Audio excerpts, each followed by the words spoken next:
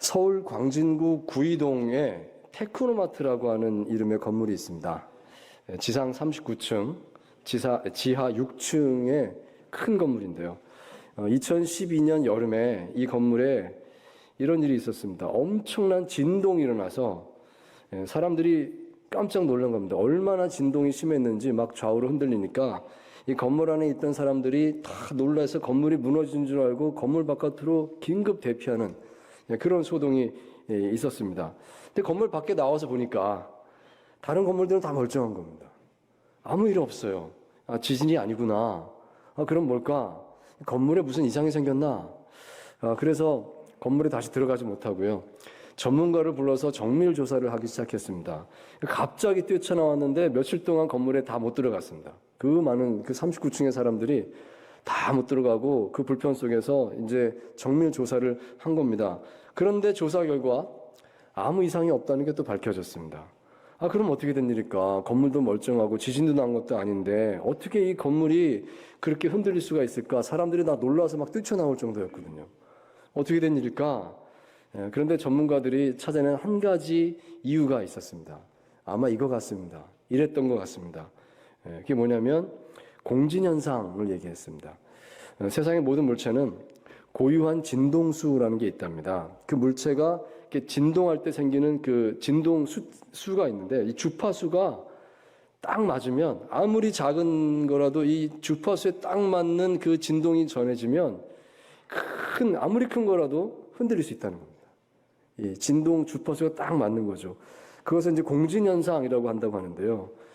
그때 그 테크노마트 그 건물 12층에 피트니스 센터가 있었는데 거기 수십 명의 사람들이 태보라고 하는 운동을 하고 있었다고 합니다. 태권도하고 권투를 합친 에어로빅 댄스라고 하는데요.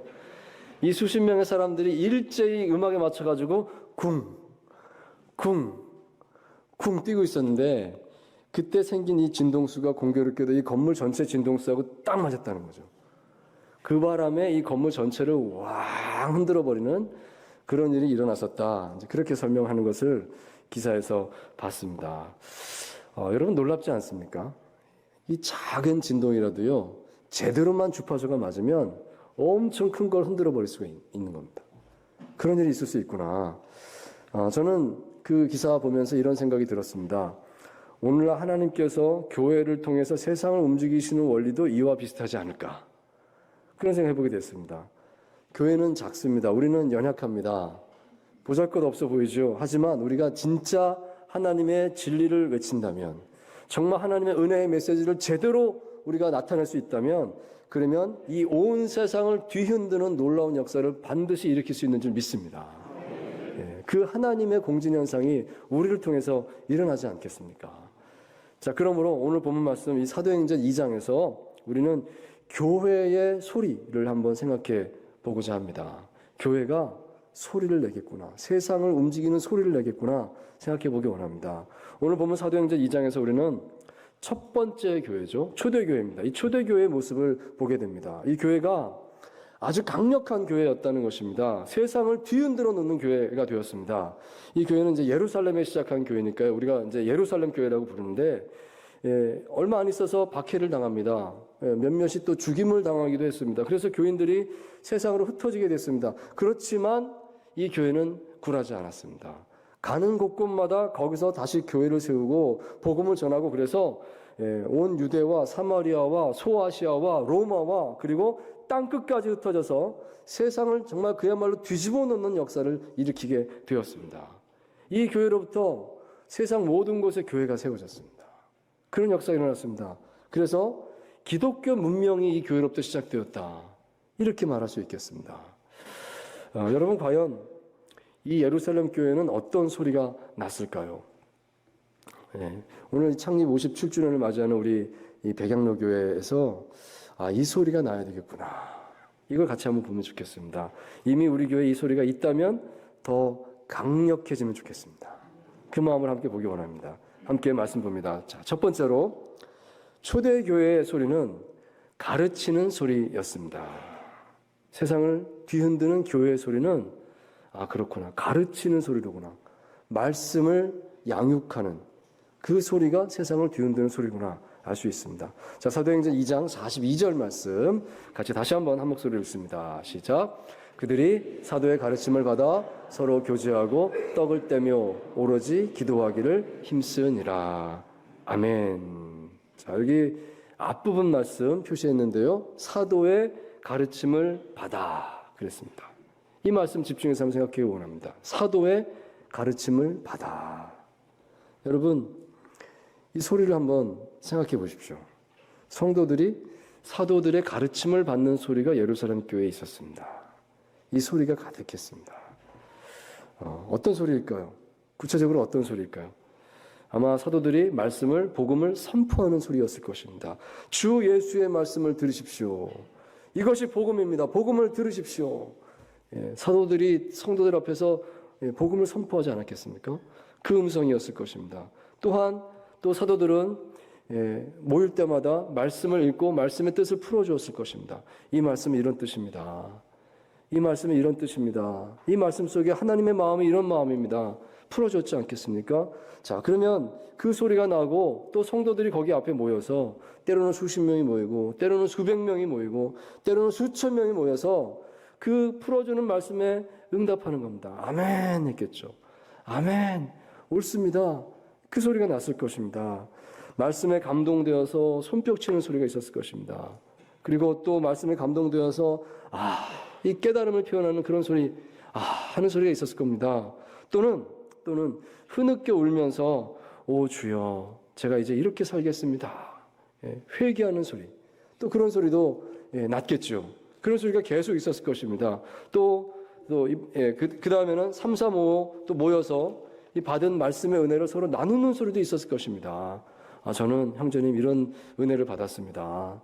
자매님 저는 또 이런 은혜를 받았습니다. 서로 간에 이제 또 말씀 나눔의 소리가 또 있었을 것입니다. 여러분 바로 이런 소리입니다. 이런 소리가 가르침의 소리 아니겠습니까? 이 말씀으로 양육하고 이 양육된 말씀에 느낌을 나누고 이런 소리가 예루살렘 교회 안에 가득했겠구나. 그리고 그 소리가 있는 교회, 이 교회가 그 소리가 세상을 뒤흔드는 소리가 됐구나. 우리가 이것을 생각할 수가 있겠습니다. 참으로 건강한 교회, 세상을 흔들 만한 능력의 교회는 이 가르침의 소리가 있는 교회인 줄 믿습니다. 제가 어릴 때 저희 교회가 이전을 한 적이 있었습니다. 교회 장소를 옮겼습니다. 저희 교회가 있던 그 자리에는 큰 빌딩이 세워지게 됐고요. 그래서 이제 교회가 조금 떨어진 곳에 새로 건물을 건축을 하고 이제 들어가게 되었습니다. 그때 저희 교회 담임 목사님 성함이 나그이환 목사님이란 분이셨는데요. 이 한국 교회에서 그 최초로 미국의 기독교 교육이라고 하는 전공으로 유학을 하시고 한국에 돌아오셔서 이 교육 목회라고 하는 것을 처음 목회에 접목하셨던 그런 분으로 유명하신 분이십니다. 한국 교회에 그 말씀과 삶이라고 하는 계단별 공과라는 책이 있었어요. 옛날에 혹시 기억하시는지요? 교학교 교사하셨던 분들은 말씀과 삶, 그게 이제 계단별 공과라고 그러는데 뭐냐면 연령대별로 다 다른 책을 본다는 거죠. 그 전에는 이제 같은 책으로 남녀노소 다 봤는데 이제 계단별 공과를 만들어서 이제 그렇게 시도를 하게 되었습니다. 이제 그 책을 처음 집필했을 때 집필진 중에 한 명이 나규환 목사님이셨습니다. 자, 그런데 그때 교회가 새 건물을 지으면서 이전을 하게 될 때 목사님께서 두 가지 부탁의 말씀을 하셨다고 합니다. 첫 번째로 교회에 정원이 있으면 좋겠습니다. 그렇게 말씀하셨습니다. 아름다운 식물을 보면서 교인들이 서로 화평하면 좋겠습니다. 이게 첫 번째 바람이었고요. 또 목사님 두 번째 또 한 가지 부탁은 교육관이 잘 지어지면 좋겠습니다. 이렇게 말씀을 하셨다고 합니다. 각 부서별로 예배실이 다 있고 또 부서 공간들 또 말씀 배울 수 있는 공간들이 다 있으려면 적어도 이 정도 사이즈의 교육관이 있어야 됩니다. 이런 말씀을 하셨습니다. 그런데 어느 교회나 건축을 할 때 보면 예산이 넉넉하지는 않잖아요. 그래서 이제 좀 고민을 하게 된 겁니다. 목사님 말씀하신 건 참 맞고 좋은데 그 정도의 교육관을 마련하려면 본당 건축에 어려움이 생깁니다. 예배실을 만들 때 어려움이 있지 않겠습니까? 근데 목사님께서 답을 하시기를 본당은 천천히 지어도 괜찮으니 교육관을 제대로 지읍시다. 이렇게 말씀을 하셨답니다. 그래서 모든 에너지를 일단 교육관에다 쏟고 본당 지붕은 그때 이제 공장 건물을 사서 그걸 이제 리모델링해서 예배당을 만들게 됐는데 지붕을 그냥 내버려 뒀다고 합니다. 그 슬레이트 지붕으로 그냥 둔 거예요.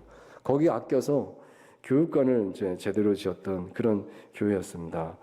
7층 건물이었는데요. 제가 청년 시절에 고등부 교사를 했었는데 저희 고등부 부서가 7층 맨 꼭대기에 있었습니다. 이제 매 주마다 꼭대기까지 올라가서 이제 거기서 봉사를 했던 기억이 있습니다.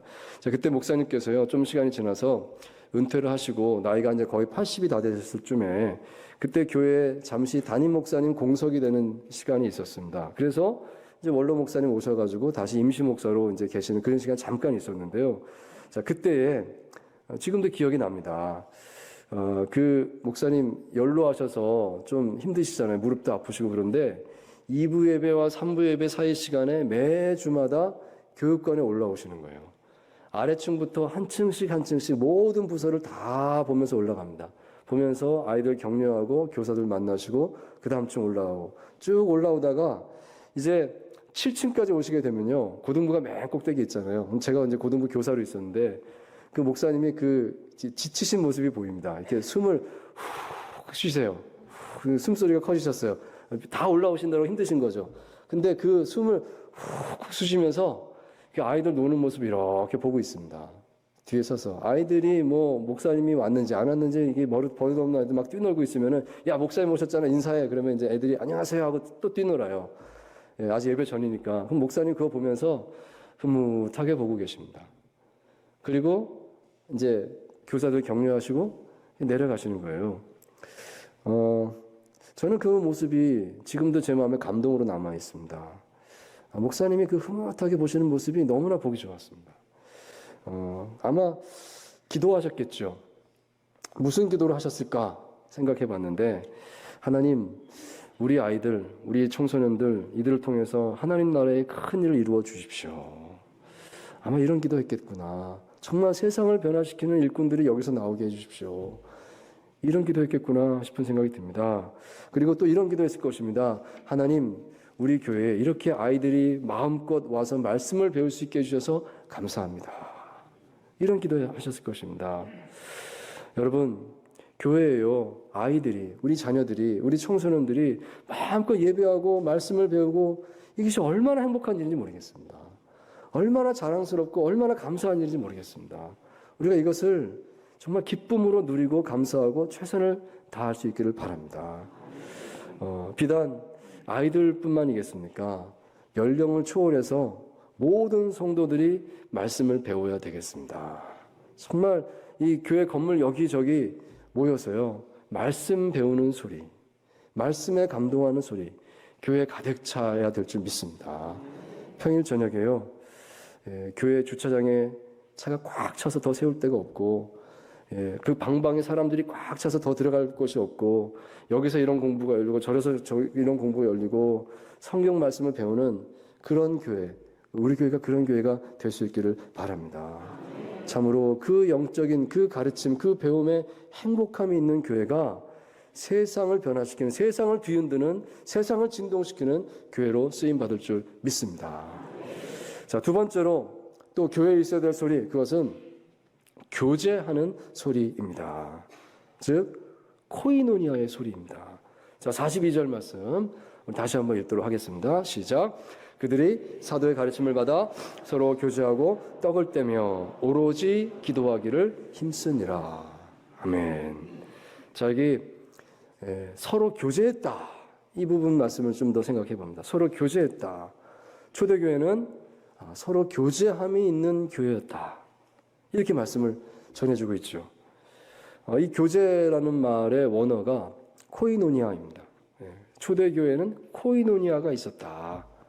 이렇게 기록되어 있습니다. 성경에서 이 코이노니아라고 하는 말이 교제 또는 교통 또는 사귐, 친교 이렇게 번역이 됩니다. 여러 가지 단어로 번역됐는데 단어는 하나입니다. 코이노니아. 이 코이노니아가 교회에 가득했습니다. 자, 이 코이노니아 소리는 어떤 소리일까요? 좀 생각해 보면요. 이런 소리였겠죠. 서로를 위로해 주는 소리. 힘내세요. 괜찮습니다. 다독여 주는 소리. 또 고맙습니다. 또 사랑합니다. 축복하고 그 마음을 나누는 소리. 그런 소리였을 것입니다. 함께 웃는 소리. 또 함께 아파하고 또 함께 슬퍼하는 소리. 아픔도 같이 하는 것이니까요. 또 서로를 감싸 안아주고 지켜주는 소리. 그런 소리가 예루살렘 교회 안에 가득했습니다. 가득했습니다. 그 소리, 코이노니아 소리가 있었습니다.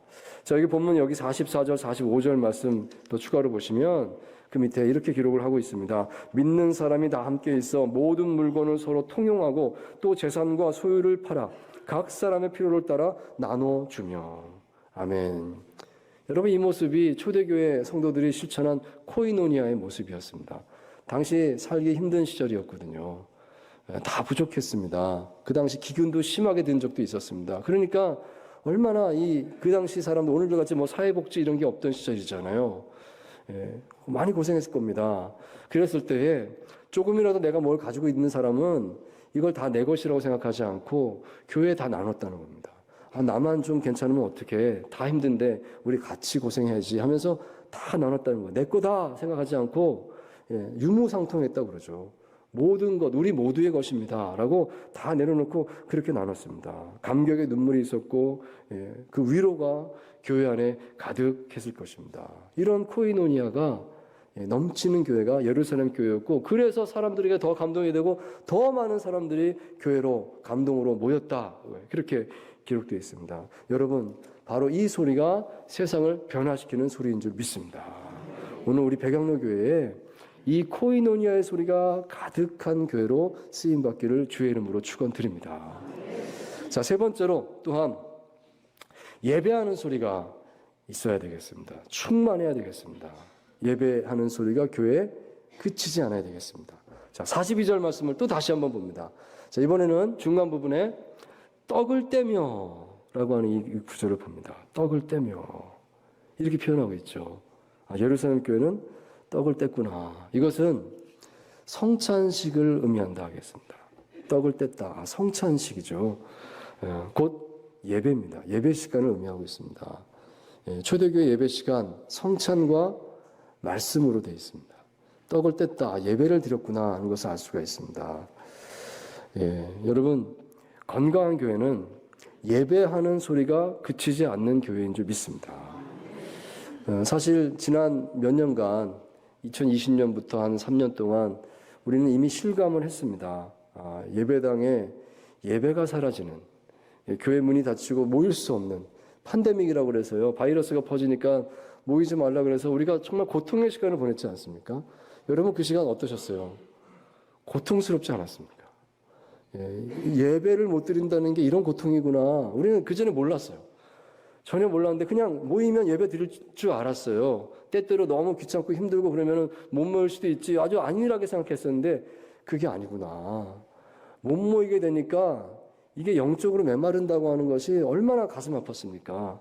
예배는 정말 소중한 것입니다. 우리가 목숨을 걸고 예배 자리를 지킬 수 있어야 되겠습니다.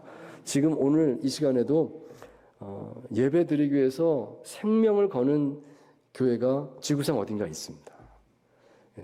예배 드리기 위해서 그 몰래 정말 목숨을 걸고 모이는 성도들이 어딘가 있습니다. 북한의 성도들 예배 드리기 위해서 그 기록을 봤거든요. 산꼭대기에 모인다고요. 아무도 모르는 곳에 모여야 되는데 아무도 모르는 데가 산꼭대기라고, 산꼭대기까지 올라가서 거기서 찬송을 부른다고 합니다.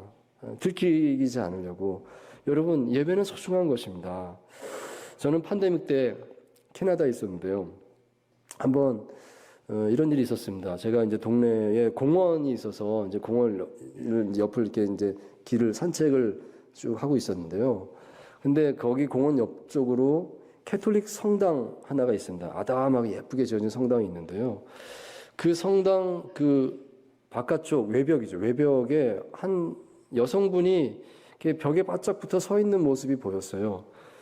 저기 뭐 아무것도 없는데 왜 저 벽에 저렇게 한 사람이 서 있을까? 그 호기심이 나서 걷다가 이렇게 보게 됐죠. 저분이 뭐 하고 있지?